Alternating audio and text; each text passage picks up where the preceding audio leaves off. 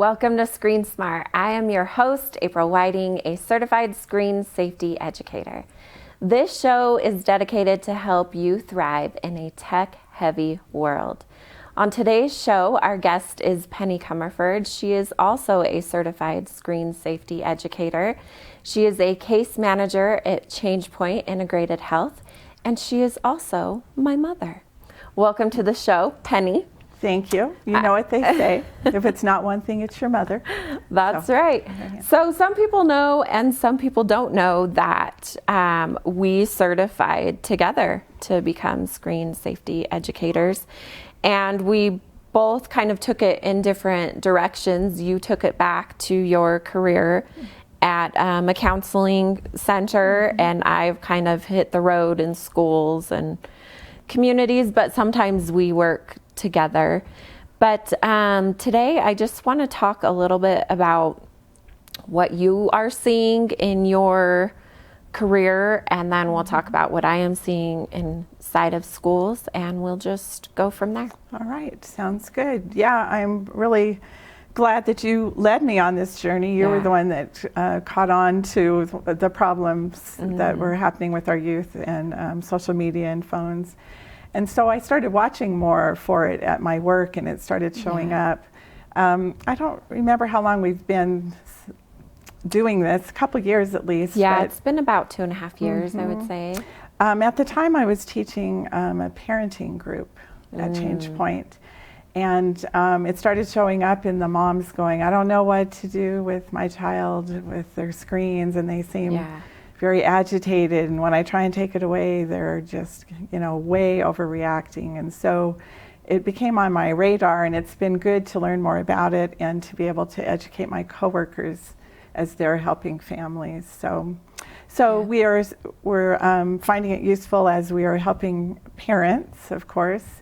It also is showing up. My two primary groups of people that I work with at ChangePoint is people who are dealing with substance abuse problems or addictions, and it is showing up in that field. And I also work with the domestic violence population, people who are court ordered for domestic violence treatment. I facilitate groups for them.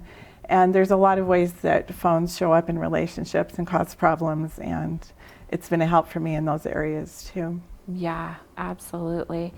So I'm going to backtrack for just a minute to tell our viewers how we came to be certified screen safety educators.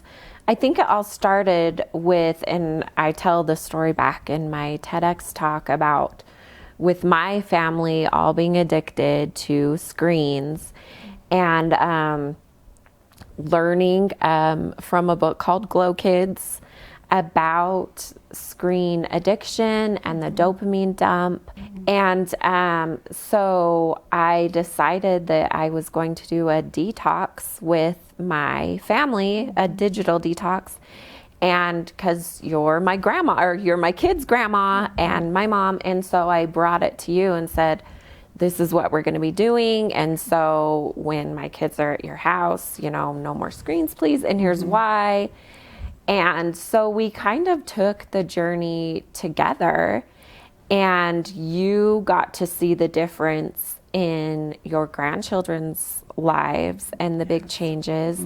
And then we had this opportunity come to us to become certified in this, and it was perfect because you could take it back to your job, and I could take it to help other moms in my situation. So because I think we both get asked a lot, how did you come to be a certified screen safety educator? So that's where it all began for us. Yes, true. And I remember the first time I gave the presentation to my coworkers, which was a room of therapists and counselors and case managers. A light bulb went on for a lot of the therapists. They're like, I had never considered that this was adding to some of the problems that I'm seeing with some of our clients. So it was really exciting to add another piece to the tools that we had available to us to help children and families that are struggling. Right. I think one of the first things that stood out to both of us, and especially you because you teach parenting groups, or you did at the time, was the device dance.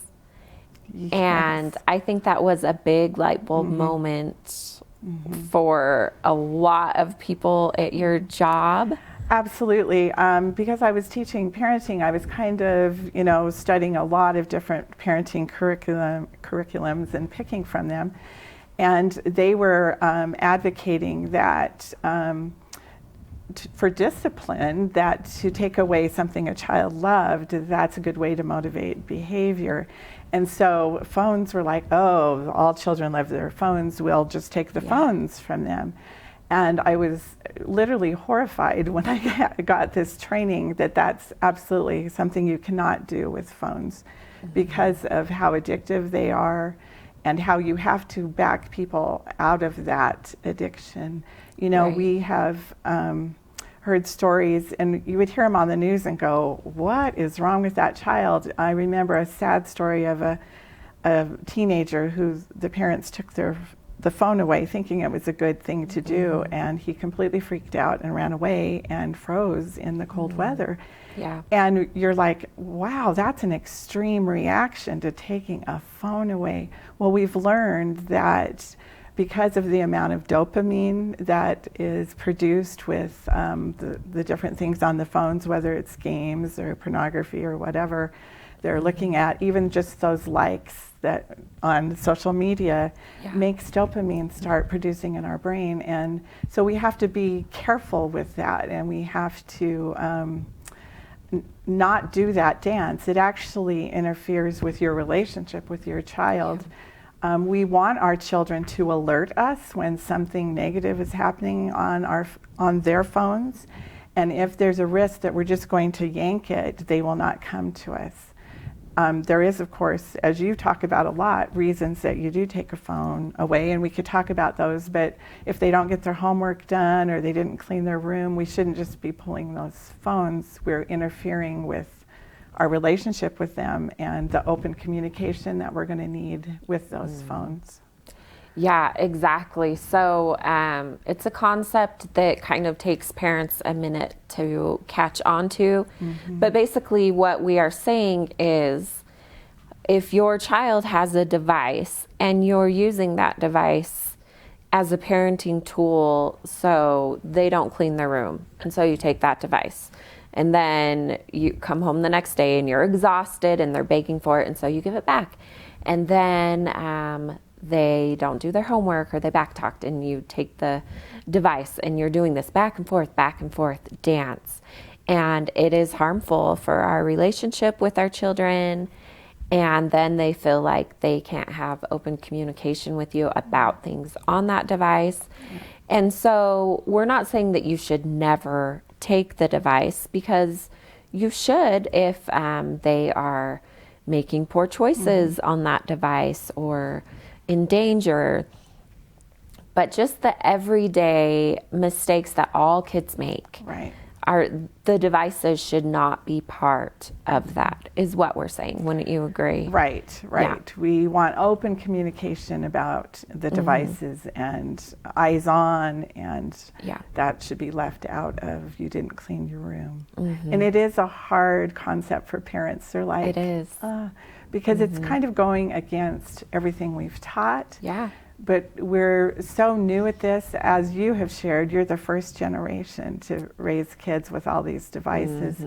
And so we're learning as we go. And as we learn different things, we put it out there. And sometimes it's really hard for parents to catch on to the concept. And of course, everyone, you go with your gut. You're their parent and you know best. But it's kind of what we've been trained. Yeah, absolutely. And like you said, we've both seen cases where the parents, having the best intentions, just pull the device, and there's been suicide attempts and all these big things because you are pulling their dopamine. And you have to, in the same way as addiction, You have to detox carefully, and then you have to replace that screen with something else. Talk about that. Yes, with substances and addiction to, we used to think it had to be a substance that went in your body for you to have an addiction, and we've absolutely learned that's not the truth. But we tend to think of recovery as being, I stop what I'm doing, and that actually is just the first step. When you consider you've got this big hole now, and you have to start replacing it with other things. You also, addiction creates very strong pathways, and then when you, in your brain, and there's competition in your brain for what pathways are going to be fired up. If you don't use one a lot, it tends to die off. With addiction, that's what we want. We want that particular pathway to die off. But how we do that is we create new ones. That's what the brain is all about. So in that big hole, you have to put new behaviors and actions that we're doing to create new pathways away from the addiction. And something that we really want to see is actually physical movement. Physical movement, exercise even, rewires the brain in a positive way and helps to create those new pathways. So we want to get kids busy, moving, jumping on the trampoline, doing Legos, art projects, all of those things that will fill up that big void and help create new pathways in their brain. Yeah, absolutely. So that's such an important part. So for parents listening that feel like they do need to detox their kids, but they don't know how to do it and they're scared, it's steps of you tune down the time a little bit every day for you can choose a week or whatever. And then you're replacing that with, like you said, movement, physical activity is probably number one. Connection, I think, is such a big, important thing. That's what, as human beings, we all crave is connection. Right. And so I also wanted to ask you, because you do work a lot with addiction. So if you're working with people who are in recovery for substance abuse, have you seen them move from substances and go to screens as like a new addiction? Yes, absolutely. And that's very common, and we call it cross addiction. And if you're not careful and actively working on the addictive part of your brain will go to a new addiction. Sadly, I've had a lot of people share that they've kind of fell into a pornography addiction because it hits the brain in the very same place in the same way and really creates large amounts of dopamine. And they struggle to get their substance abuse addiction under control because of the pornography addiction. It can branch out into all kinds of gaming. We see a lot of gamers because if you're trying to recover from a substance addiction, it's on your mind, and you're trying to distract yourself, and you think, oh, I'll start playing games, or or just even social media, being on it for hours at a time. We see the brain latches on to other things in that way if we're not careful. That's why when we're replacing, we want to be very purposeful in what we're doing and have schedules and fill those time slots very purposely with connection, physical movement, the things that will take us away from the addictive part of our brain. Yeah, and something that we both teach is that these screens flood our brains with dopamine, similar to a hit of cocaine. Yes. So people who are still needing that high, unfortunately, can get it from a screen.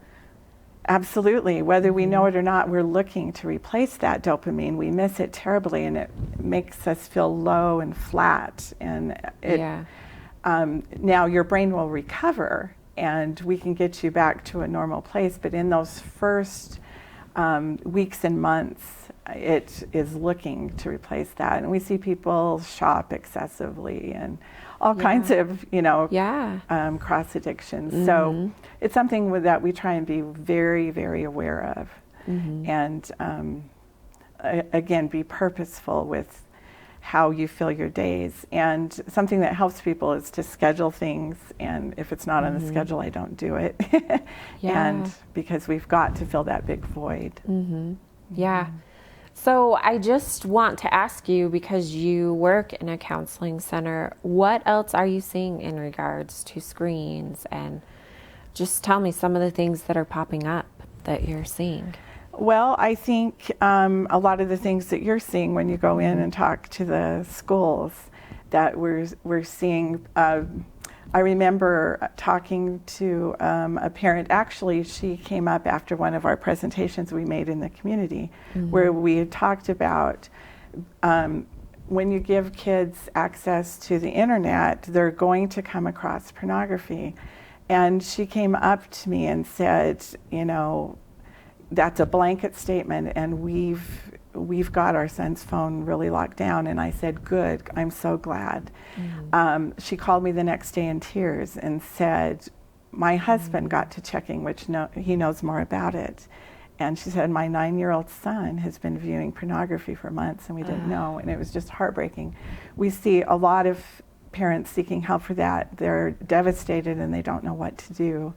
And teenagers with, you know, sharing inappropriate photos back and forth, that is running rampant. We're just seeing a lot of things that parents have not had to deal with before. You know, with drugs and alcohol, our guard is up and we're aware. We think we're aware with technology. The problem is technology moves so quickly, and our kids' brains are wired for it. It's weird that they come. Your little 4-year-old can outdo me on any device. It's true. My brain just doesn't wrap around it. And so our kids are finding a way around what we're trying to do, not knowing the extreme danger that is there for them. So we're constantly trying to help parents stay a step ahead of technology and keep their children safe. I think, you know, our guard is not up as much as it should be, or maybe that's starting to turn. But I know I've seen enough of it. I'm just absolutely paranoid. When grandchildren come to my house, they're leave your devices home, because I don't know enough to stay ahead of you. And I think a lot of times that's when kids are getting in trouble online, is at grandparents' homes, because grandparents just don't know. And if you weren't in this line of work, you wouldn't know. And it is overwhelming to try and figure out how to lock down a computer or a phone safely. And we both teach parents that filters are absolutely important, and monitoring apps, but filters are fences, and your children learn to climb those fences. They're brilliant. And so I think we're both really big advocates for your number one defense is communication and an open relationship with your child. Open communication, I think is, when did you say, is the best line of defense for this? Absolutely. Absolutely. And also all the tips that you've been teaching actively in the community about, they go on a charging station, they're in with the parents overnight. We absolutely see our kids are getting in trouble overnight while we sleep. You know, we think that the mom that I was talking about, who came and shared after a community event, she said, we had it locked overnight, but we didn't know that our 9-year-old knew how to change the time zones. So the lock was not complete through the night. A 9-year-old figured that out. And so those devices need to be with us overnight. And it seems like, oh my goodness, you girls are just paranoid. But it's really warranted, because... And look, we would be drawn to it too. The brain center for children, especially teenagers, reacts a lot stronger than an adult brain does. It's still forming. And, you know, hey, if I could have brownies and ice cream constantly, I would, you know. And so they're drawn to that, and they don't know how to regulate all of that yet. So we have to be the regulators for them. Absolutely. And I think we've also both seen a lot of parents that just feel so overwhelmed. Like it just feels like this impossible thing to stay on top of. And so they do nothing because they can't do everything. Right. And so we are both huge advocates for baby steps.